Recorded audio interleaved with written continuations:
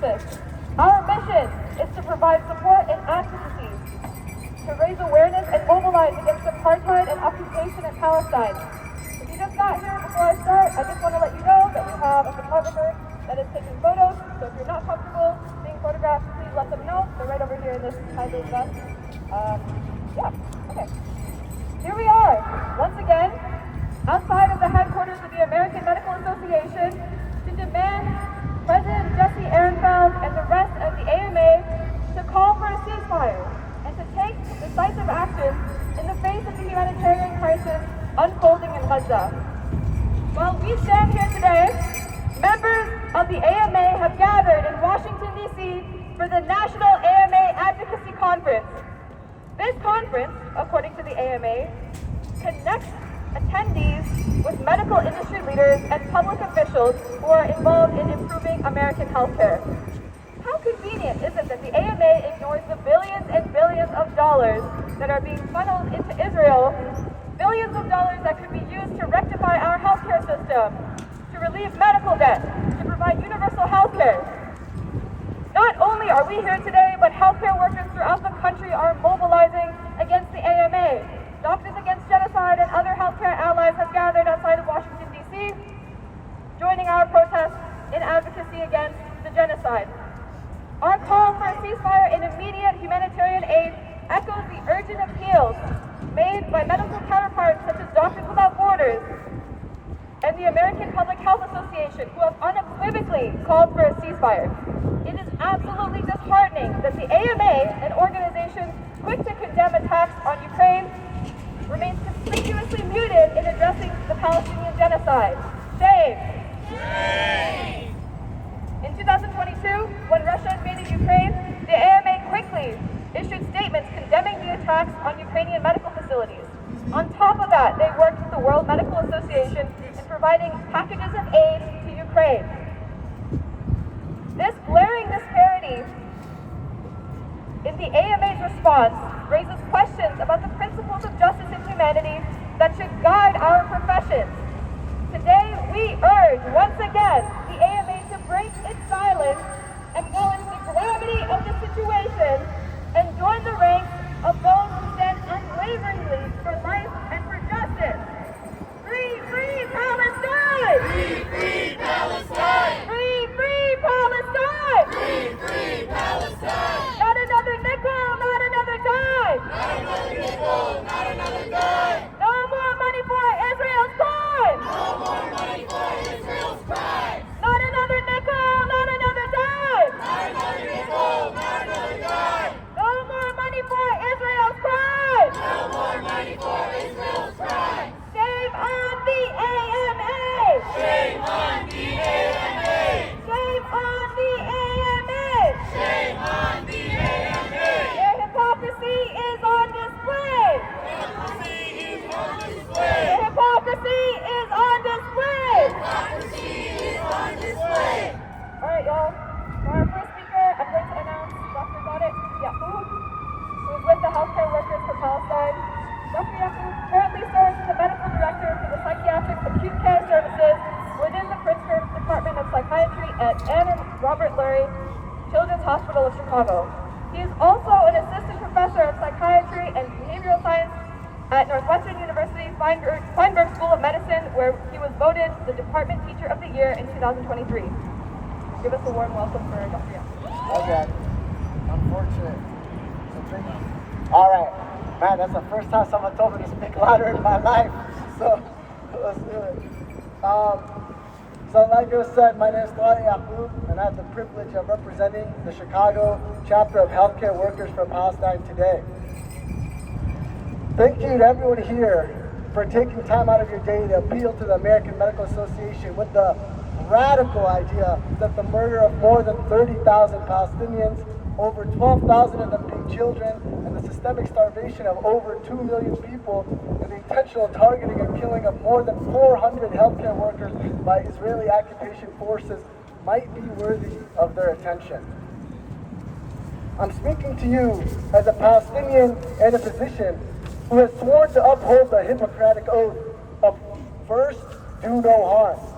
I invoke this oath in front of the AMA as this oath is a necessary precursor to promote the AMA's identified mission of, quote, promoting the art and science of medicine and the betterment of public health, end quote. It's obvious to us that to preserve the art and science of medicine, we must also preserve the lives of healthcare workers.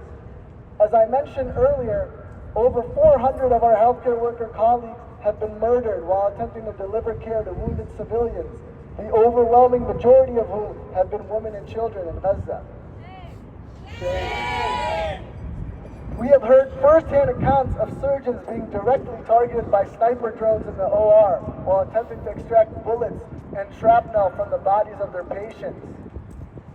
In addition to this, there have been hundreds of medical professionals who have been kidnapped and tortured. Professionals like Dr. Muhammad Al-Ron, who was kidnapped from a hospital in Gaza, stripped naked, and repeatedly beaten for 46 days. He was forced to wear a diaper and was only allowed access to a bathroom once per day, when all the other kidnapped healthcare workers were forced to empty their diapers at the same time. While in captivity, Dr. Muhammad Al-Ron also met Dr. Muhammad Abu Salmiya, who was kidnapped from Al-Shifa hospital. Dr. Abu Salmiya's hands were broken, and a collar and chain were placed around his neck as he was forced to eat like a dog in front of other captives. He is still assumed to be held captive at this time. I recall these events not to shock you, but to remind you that these are real people, real physicians, who are not only being barred from practicing medicine, but are also being grotesquely dehumanized and tortured. How can we allow our colleagues to suffer this type of brutality while pretending to uphold this core mission of the AMA? The second part of that mission of the AMA is to promote the betterment of public health. Currently, Gaza is experiencing one of the worst public health disasters and human catastrophes in modern history. According to the World Health Organization, 80% of the world's hungriest individuals currently live in the Gaza Strip. This is in addition to the purposeful targeting of clean water systems that have turned areas like Rafah, which is the most densely populated city on the planet right now, into a place without access to clean water and sanitary products, into a place that are breeding grounds for infectious disease disasters, with some estimates suggesting that one toilet is available for every 10,000 people in certain areas of Gaza. We must keep this in mind as the AMA is currently holding their 2024 National Advocacy Conference in Washington, D.C., where AMA leadership has previously taken political and potentially divisive positions. In 2022, former AMA President Gerald Harman said that, quote, "It's impossible to watch the heartbreaking images from Ukraine and not feel a deep sense of loss. And the longer this war unfolds, the more dire it becomes for civilians and courageous physicians and healthcare workers flocking to the region to save lives." The AMA then went on to collect over 40 tons of medical supplies, and more than 500 bulletproof vests were supplied for healthcare workers in Ukraine. Yet, when it comes to undeniable genocide we're all witnessing in Palestine, the American Medical Association has conveniently urged medical neutrality. To us, as healthcare workers, medical neutrality means treating every patient to the best of our ability, no matter what. To the AMA, however, medical neutrality means abandoning ethics and ignoring many of its own policies to avoid perceived controversy. One of the AMA's policies condemns, quote, the military targeting of healthcare facilities and personnel and using denial of medical service as a weapon of war by any party, wherever and whenever it occurs, unquote. They forgot to include except for when in Palestine. Another policy affirms the AMA's commitment to, quote, reduce the incidence of antagonistic actions against physicians as well as other healthcare workers, end quote. Again, no comment on the over 400 healthcare workers and that have been murdered and the over 200 that have been kidnapped. They continue in their policy to say that they, quote, refrain from supporting or committing crimes against humanity and condemn any such acts. Yet they remain silent about Palestine. So today, we are here to demand that the AMA simply follow the mission and policies it says it aims to uphold. As long as the AMA cannot do that, as long as the AMA cannot call for a ceasefire to provide humanitarian aid, it will lose all its membership dues from all of us. As a physician, a so-called medical association that provides humanitarian aid to white Europeans under occupation, but not their Arab counterparts, and an organization that also cannot commit to protecting physicians amidst the genocide, simply does not represent me, and it should not represent any of us.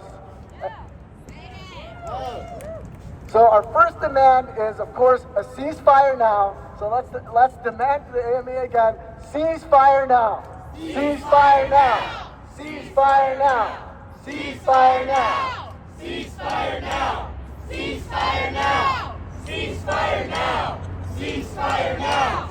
Ceasefire now! Ceasefire now! Ceasefire now!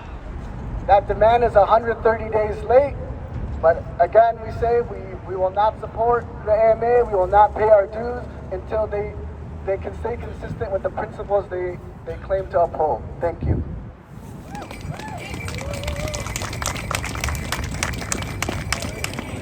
We need to be a little bit louder now, because on this day, this capitalistic day that tends to say it's about love, when in reality it's just to help you sell more jewelry and chocolates and make you feel that you are unloved, I want you all to start feeling some emotions here today and put it in to your chants. I want you to feel the sorrow of every mother and father who has had to bury his or her child, from 6-year-old Wadi'a Fayoumi in Plainfield, Illinois, to 6-year-old Hind Rajab, who was stuck in a car with her dead relatives as paramedics came to rescue her, only to be killed as well. I want you to feel the rage that whenever we have money for Super Bowl ads to help return hostages home, that we have surplus upon surplus to help Ukraine, but we do not have money to fund our own educations in our own cities to help them out of poverty. I want you to feel the inspiration and the resistance of every Gazan that has shown you over the 130 days what it really means to be human. I want you to feel faith. I want you to feel humanity. I want you to feel hope. So I want you to all turn around. These signs are not for us. These signs are for the American Medical Association. And I want you to make this crowd of 20 feel like 200. Free, free Palestine! Free, free Palestine! Free, free Palestine! Free, free Palestine! Free, free Palestine! Free, free Palestine! Free, free Palestine! Free, free Palestine! AMA hypocrisy! AMA hypocrisy! Where is your humanity? Where is your humanity? AMA hypocrisy! AMA hypocrisy! Where is your humanity? Where is your humanity? AMA hypocrisy! AMA hypocrisy! Where is your humanity? Where is your humanity? Not another nickel, not another dime! Not another nickel, not another dime! No more money for Israel's crimes! No more money for Israel's crimes! Not another nickel, not another dime! Not another nickel, not another dime! Bombing hospitals is a crime! Bombing hospitals is a crime! Not another nickel, not another dime! Not another nickel, not another dime! Killing children is a crime! Killing children is a crime! Free, free Palestine! Free, free Palestine! Stop the genocide! Stop the genocide! Free, free Palestine! Free, free Palestine! Stop the genocide! Stop the genocide!